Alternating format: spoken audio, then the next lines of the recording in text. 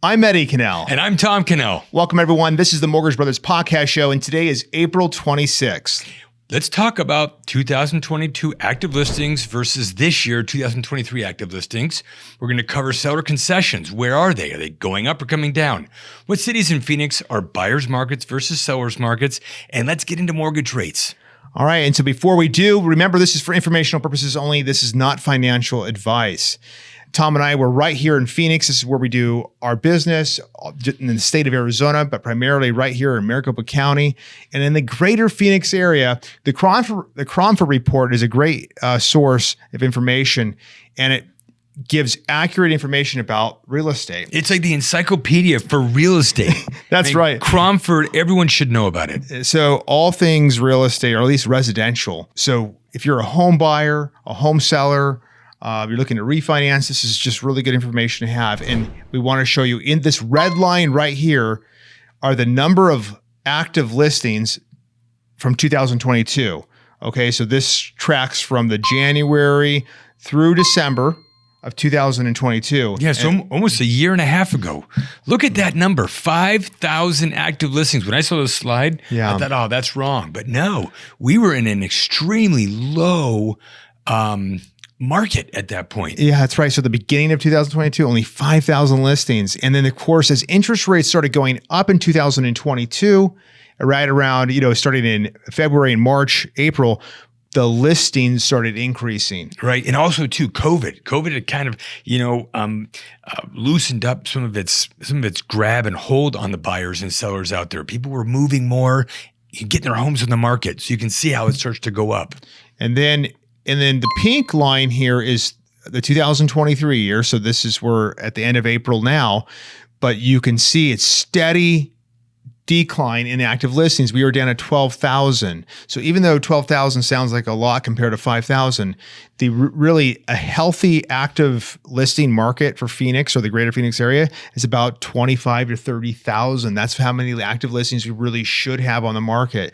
Yeah, and we're 50% below where we typically are. Yeah, and a lot of people when they started in 2022, when they started seeing these the active listings going up, almost hitting about 20,000 in the summer of last year, people thought, oh my gosh, everyone's going to be selling their homes and prices are going to be dumping. Well, we haven't seen that because the inventory isn't much. The inventory has been becoming smaller and smaller, and there seems to be no stop or to this trend right now starting in January. Well, at least this year, just a steady decline. Yeah. Okay, so another important piece that we're tracking a lot of is the seller concessions.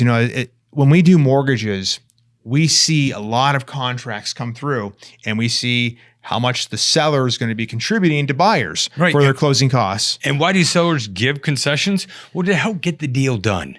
Let's get a little, let's give the buyer a little something to get that deal over the goal line. Yeah. So take a look at over here. If you can see my cursor here, in May 2022, only about 10% of sellers of contracts had seller concessions. That means sellers did not have. It was a true seller's market. It was a seller's market. Sellers did not have to give you anything if you were a buyer, and buyers were paying over list price and whatever it took to make the seller happy. Right. Yeah, it was the opposite. Instead of the seller giving anything, buyers were saying, hey, why don't I give you more than what you're asking? So we saw an increase all the way into about January of 2023. Yeah, so January is when we saw kind of a peak of sellers giving buyers money. But since then, it's been a decline here 3 months in a row. So about half of the homes or contracts we have seller concessions in them. Yes.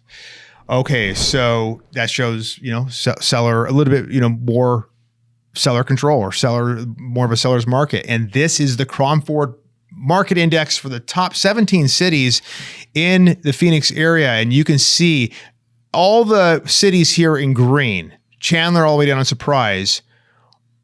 They are a seller's market technically by the Cromford Report because they're basically just more buyers chasing fewer sellers. Mm-hmm. Or more buyers chasing fewer sellers. That would put it into a seller's market. So depending upon which group we're in here, that would tell you. Yeah. So as an example, Chandler, that's a seller's market. There's going to be more buyers out there chasing fewer homes. If you're Maricopa or Buckeye, that's a buyer's market where there's maybe more homes, more sellers than there are buyers. So two different strategies on how you would negotiate depending upon where that home is located. Yeah. And I definitely want to talk to your real estate agent about this because, this chart is dictated by the Cromford report, which are the index, and anything above 100 is a seller's market, and anything below 100 is a buyer's market. And you can see it's just Queen Creek, Maricopa, and Buckeye are the three cities that are technically a buyer's market still. Okay, so going into mortgage rates. A lot of people are interested in mortgage rates because it's so related to real estate. Right now, we see the 30-year fix. This is from the Mortgage News Daily. We see the 30-year fix at 6.59%. And I do think it's probably maybe about closer to 6.5 today, just because we've seen an improvement, today. Also, the 15-year fix at 6%. And the VA and the 30-year fix FHA around 6.2. Yeah. And again, these are not the rates that we're quoting here. Our rates will be a little bit lower just because, we are a mortgage broker. We're shopping these rates.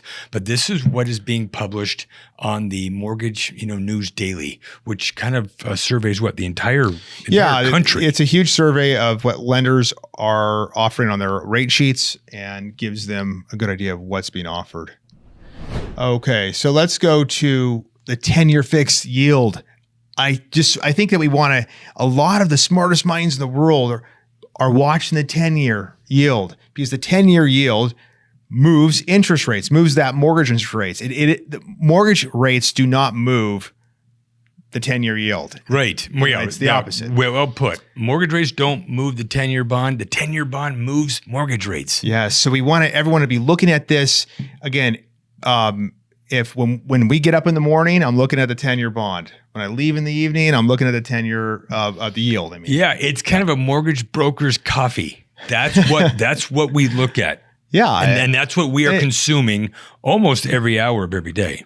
So what we see is these. I drew these straight lines. It's called basically a channel. This channel has.